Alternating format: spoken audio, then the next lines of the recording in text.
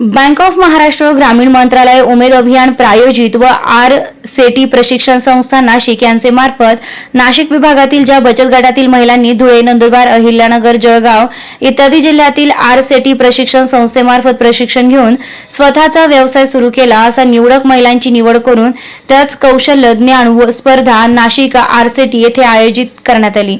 तसेच आर.सेटी प्रशिक्षण संस्थेमार्फत 13 दिवसाचे मोफत सीसीटीव्ही इन्स्टॉलेशन व सर्व्हिसेसच्या प्रशिक्षणाचा निरोप समारंभ व स्पर्धा कार्यक्रम 18 फेब्रुवारी रोजी संपन्न झालाय।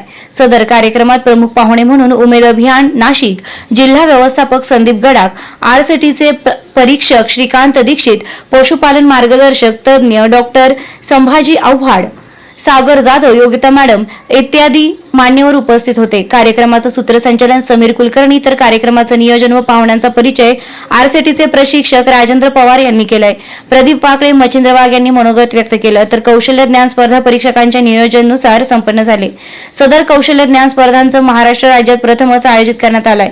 ह्या स्पर्धाचे प्रमुख मार्गदर्शक सुनील कस्तुरे सर, विशाल जाधव सर, प्रीती पांडे मॅडम, आर.सेटी नाशिकचे संचालक गणेश सरोदे यांच्या मार्गदर्शनानुसार कार्यक्रम संपन्न झाला। चेतन भोये, गणेश बिराडे, भूषण सरोदे, रवी गावित यांनी विशेष परिश्रम घेतले। रोकठोक पोलीस टाइम्स न्यूजसाठी प्रकाश गांगुर्डे, नाशिक।